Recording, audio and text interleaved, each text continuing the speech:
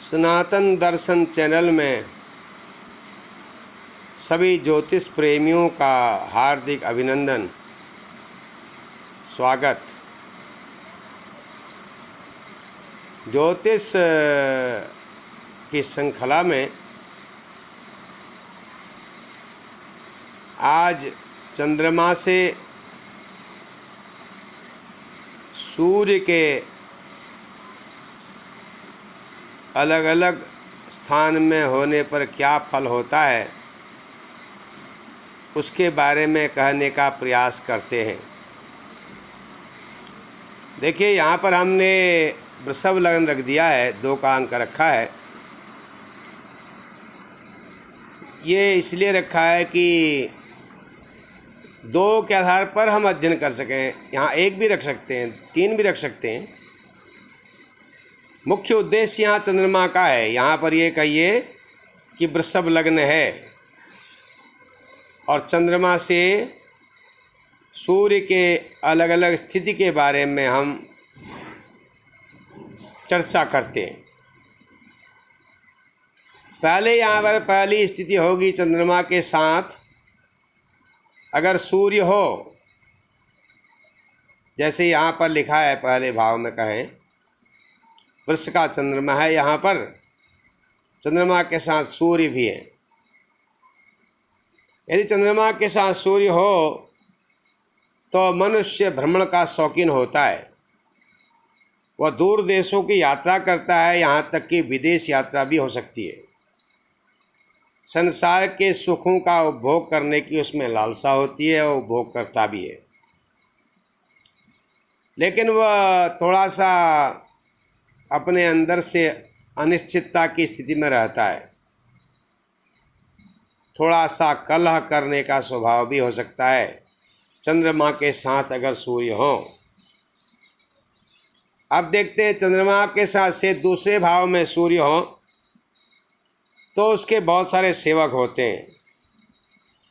वो भाग्यवान भी होता है, यशस्वी होता है, राजमान्य भी होता है। बहुत बार वह बढ़िया योजनाएं बनाता है, लेकिन सफलता पूर्ण रूपेण नहीं हो पाती। अतः ऐसे लोगों को परामर्श से लाभ मिलता है। वह अपने परिवार के लोगों से भिन्न विचारों का हो सकता है। बोलने में स्पष्ट वक्ता भी होता है। आइए अब तीसरे स्थान पर चंद्रमा की बात करें। चंद्रमा से सूर्य की बात करें। चंद्रमा से सूर्य अगर तीसरे स्थान पर हो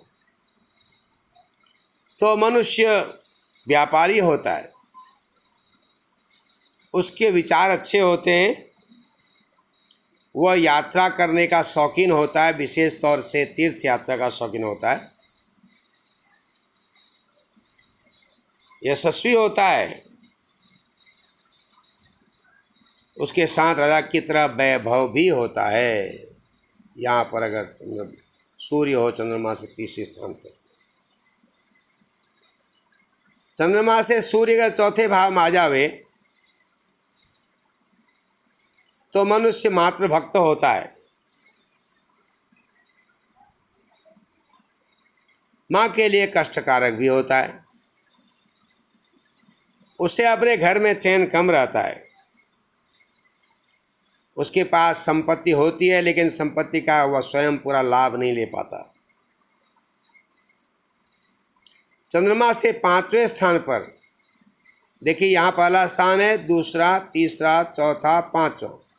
चंद्रमा से अगर 5वें स्थान पर सूर्य हो तो मनुष्य संतान से दुखी होता है। संतान की चिंता रहती है, विशेष तौर से कन्या संतान की।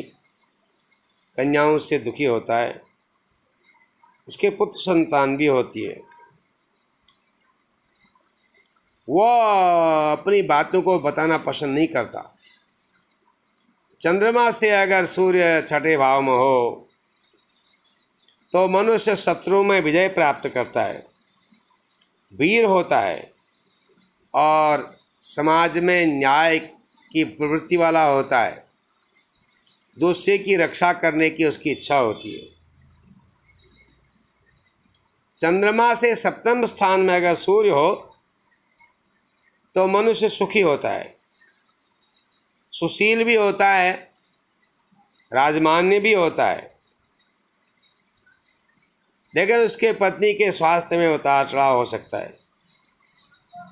चंद्रमा से अष्टम भाव में अगर सूर्य हो, चंद्रमा से अष्टम स्थान में अगर सूर्य हो तो मनुष्य को हमेशा कष्ट रहता है, कोई न कोई परेशानी स्वास्थ्य में मन में बनी रहती है, अतः वह परेशानियों से कष्टों से पीड़ित रहता है।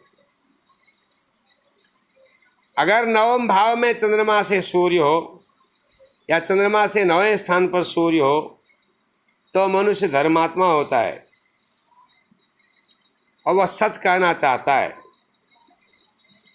अपने बंधुओं से, भाइयों से उसके बहुत विचार नहीं मिलते।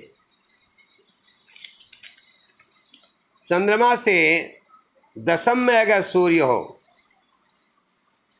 तो मनुष्य बहुत धनवान होता है,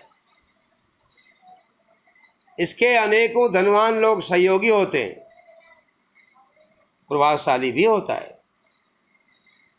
चंद्रमा से 11वें स्थान पर अगर सूर्य हो तो मनुष्य को हृदय से प्रतिष्ठा मिलती है, वह बहुत जानकार होता है, विद्वान होता है, अनेकों विषयों का ज्ञाता होता है और प्रसिद्धि प्राप्त करता है, अपने कुल का नायक भी होता है। चंद्रमा से द्वादश अगर सूर्य हो तो मनुष्य को आँखों की परेशानी जरूर आती है। यदि यहाँ सूर्य के साथ कोई पाप ग्रही बैठा हो तो आँखों की बड़ी परेशानी भी आ सकती है। ये संक्षेप में चंद्रमा से सूर्य का क्या फल होता है अलग अलग स्थिति में, पहले, दूसरे, तीसरे, चौथे, क्रमशः 12वें स्थान में चंद्रमा से सूर्य के होने से क्या फल मिलता है, ये संक्षेप में आपने सुना। ये पूरा ज्योतिष नहीं है, ये आरंभिक बातें हैं सब, और जो ज्योतिष को सीखने के इच्छुक हैं उनके लिए ये और उपयोगी हो सकता है। हर हर महादेव।